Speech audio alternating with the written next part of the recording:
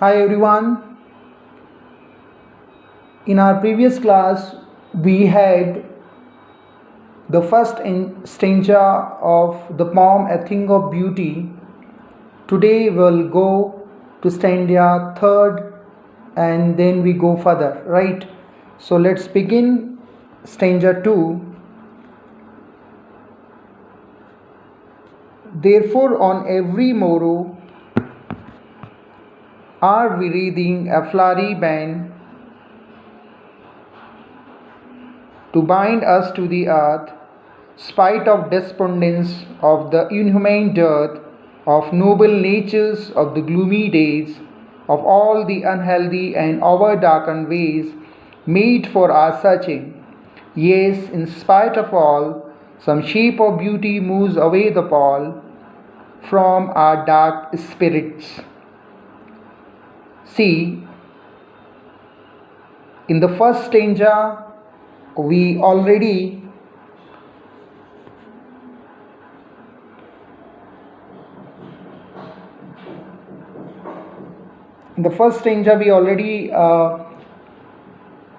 read about. We got to know that the poet says in the first stanza that what are the benefits of the beautiful things. As I already told you that this is not a complete poem, it is just an excerpt from his longer poem, and that is Endymion. Simply here, the poet wants to convey the message that what is the impact of beauty on human mind and heart. The poem opens with at a sudden notion. He is not telling the name of beautiful objects and things. He starts saying that what are the benefits of beautiful things and objects, right? And now in second stanza, he is telling that therefore on every morrow are we reading a flowery band to bind us to the earth. Therefore on every morrow. Therefore means because of that. On every morrow means every morning are we reading. Reading means to join flowers in a big garland. Are we reading a flowery band to bind us to the earth? Spite of despondence of the inhumane dearth, of the noble natures of the gloomy days, of all the unhealthy and over darkened ways. Means because of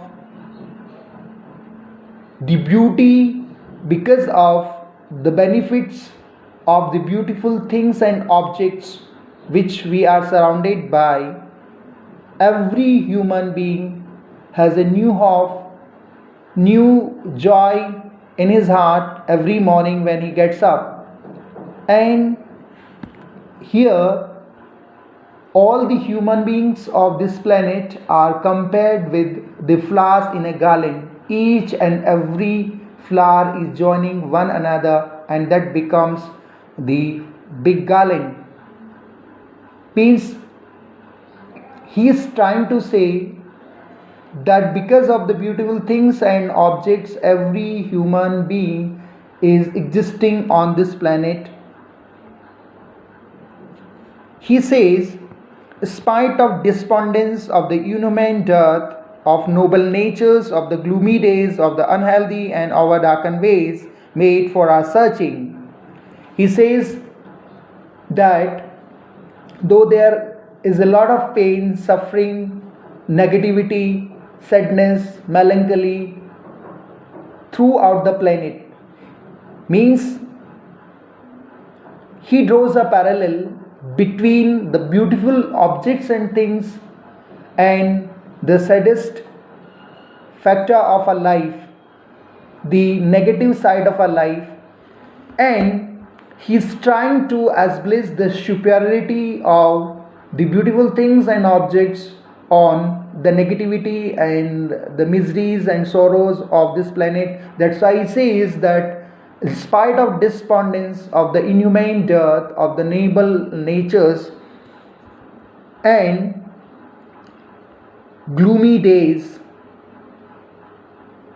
made for our searching, he says, as if the whole miseries, suffering, pain run behind us, even then we exist, we live, we go on. Life does not stop because of the suffering and pain of this world, and that is the simple reason a thing of beauty. A thing of beauty. He says a thing of beauty, he does not say that the things of beauty that we have to find out. Beauty can be found in a flower, beauty can be found in the love of our parents, our friends. Beauty can be found on the face of a smiling child, which I already explained you very well in the previous lecture. So, in the next he says, he's not giving the example of the beautiful things around us. He gives the example of the sun, the moon, the trees old and young, and he says all these beautiful things are providing us a boon. It is providing us a bliss and blessing. And finally, in the last stanza, he proves that this is just like the nectar, ambrosia falling onto us from the heavens brink. So what we can say in these few lines, the poet woven each and every word.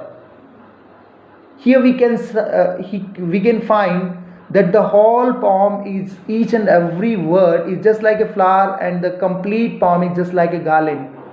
Means the imagery is dominant throughout the poem. Each and every word is woven such a way as if this is a big garland, and it is just giving a joy and happiness to the tormented and tortured soul of human beings. Then further he says, for simple sheep and such are daffodils, with the green world they live in, and the clear rills that for themselves a cooling covert make against the hot season. The mid forest brake, rich with the sprinkling of fair musk rose blooms, for simple sheep. Next, he gives the example of sheep. See, sheep is known for its innocence, and such are daffodils. He gives the example of daffodils with the green world they live in, and the world they live in, it represents the whole greenery of this planet. And clear rills, the small streams that for themselves a cooling covert make against the hot season. On a summer day, though there is a lot of negativity, people are not comfortable due to the heat, but in a stream there is cool and quiet. He is saying that might be there is a negativity, torture, tormentation, suffering and pain all around us. Even then, a thing of beauty works as if a stream, a small stream.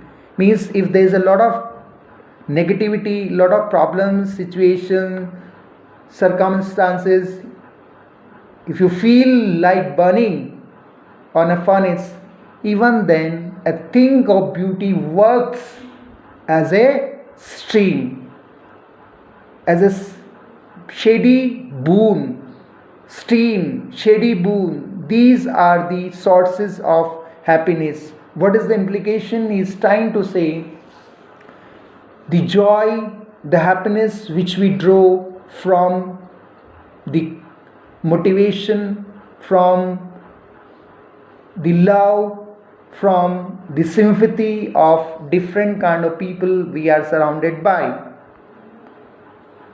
Next he says,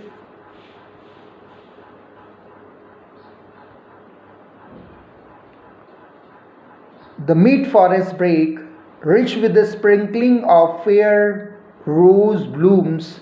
He takes the example of different kind of flowers, and such too is the grandeur of the dooms we have imagined for the mighty dead.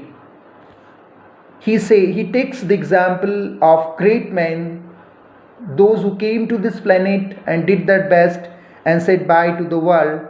All lovely tales that we have heard or read. He says there might be a lot of people throughout the planet, those who came to this earth, they did their best to the earth, they did great works and they might have done wonders, but finally he comes to the conclusion and he says, an endless fountain of immortal drink pouring onto us from the heavens brink. Means he says you might be surrounded by a lot of beautiful things and objects. You might have heard the tales, the stories of great men, great people, great personalities, those who came to this earth and did their best. But a thing of beauty, all the beautiful things of this world, it may be in form of the sympathy, it may be in form of kindness, it may be in any other form. So this is just like the ambrosia nectar from heaven which is falling onto us, and that is the reason that we exist on this planet, though there are a lot of suffering, pain around us. Once again I will sum up the poem by giving one example. Suppose you are on a railway station and you are already late for your train, and your train is going to depart from the station. You are running and try to catch the train, and suddenly an unknown person comes in front of us and he helps you to board the train.